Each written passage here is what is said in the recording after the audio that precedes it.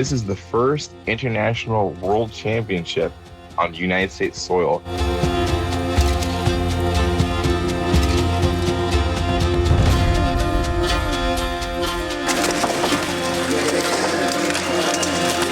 it's a home game. Home game for the World Championships. We have Chile flying in. We have people from Brazil. Denmark, Canada, Germany is here. Ukraine, who is one of the people at the IMCF here, that's their national sport. England is an extremely strong team. Australia, Poland too. 200 to 300 athletes, and they are the best of the world. It's just so cool because there's nothing else like it.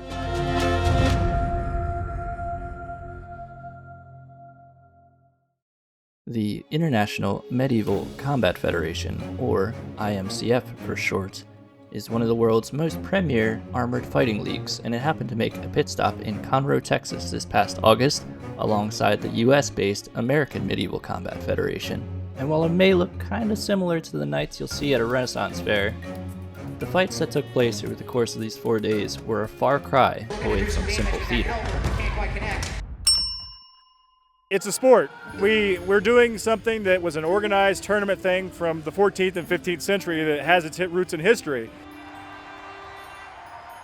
And because of that, we have marshals and refs and weight limits and all the things that an organized sport has. The sport internationally is generally referred to as Buhurt. So we often call it armored combat or medieval combat. So we talked about leagues. Right now there's IMCF, which also has AMCF under it. Then there's Buhurt International. Those are like the two world organizations.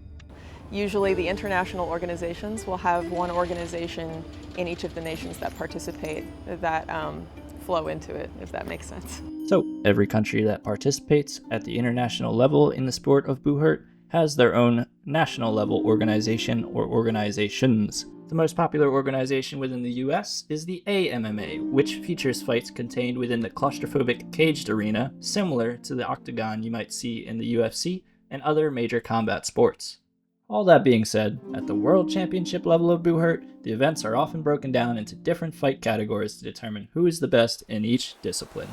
When it comes to the melees, you're fighting as a team. 5v5, 10v10, or 16v16. People like seeing the melees because it's kind of like football without as much objective of trying to get the ball, but it's just a lot of clashing and bashing.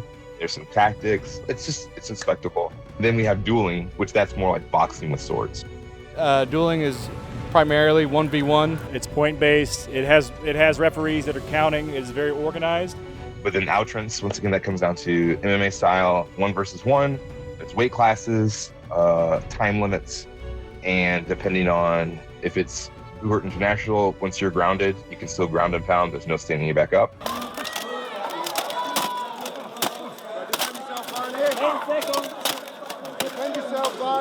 And then for IMCF and AMMA, most of the time they have a time limit, maybe on 10 seconds or 15 seconds, where then you get stood back up after that.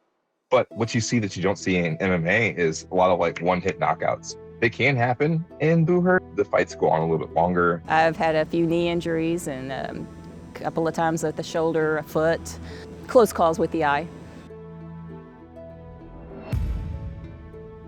Concussions are a big worry for us. We call it gapping if you get a weapon to sneak in a place where there isn't armor, and sometimes you just get a wonderful juicy bruise that you can brag about online. Honestly, that's how some bones can get broken. We try not to aim. You're not supposed to aim at the back of the knees at all, because it's the same thing there.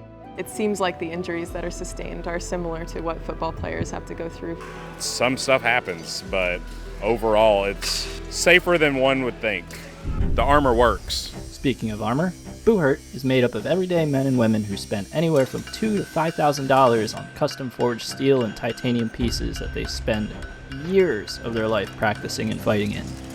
What goes through your head as a fighter at the start of one of these matches? Oh shit, I hope that big girl doesn't hit me. For me, sometimes putting on the helmet could be one of the most claustrophobic situations. I don't like that part. Average kid's like 75, 80 pounds. You feel all the heatness just collecting up in there, cooking you like a nice tortilla or something there. It's not plastic, it's real steel.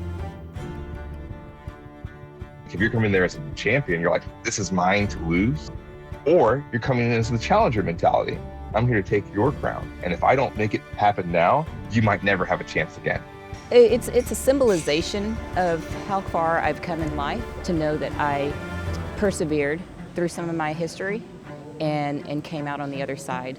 That's what went through my mind as I was fighting through these events. One other standout aspect of Buhurt that becomes very apparent the more time you spend around the sport is the close-knit friendships between the teams and the exceptional sense of respect everyone seems to have for each other. What's the best part about being a fighter? The community. I mean, the word that comes to me immediately is community. All of us are very different, except for the fact that we happen to overlap on this combat sport. You make friends from all over the world, all over the U.S. that you see at these fight events. They become family. And the friendships that you make are unlike any other, and they last for your lifetime. What is a message that you would, or some advice you would give to somebody who's trying to build their relationship with Buhurt? Don't buy armor first. Just try to find an organization that's close to you, get to feel them out. Most of them have loaner gear they can help you with. Go to the experienced people, figure out what you can do. Most of the time, they're going to know what's best for you. Fighting in armor, putting it on. All that stuff takes somebody else that knows a little bit to help you to learn. But everyone's just like, I'm not ready yet, or I want to get in shape more before I get started. Get started now and get into shape while you're doing it. Go to their practice. If you like it, watch it. If you love it, join in, ask the team captains or something. If you're interested in this sport but you don't fancy yourself as an athlete, there's also a lot of non-combat positions that are available too. You can learn blacksmithing. You can learn how to kit people up and squire them. You can bring water. There's lots of ways that you can be helpful and you can affect the outcome of a match, not just by fighting. So if you're not ready to join a team to fight yet and you want to just get in and experience the sport and be part of everything that is this beautiful world of Buhurt, there's a space for you, I guarantee it. Just show up.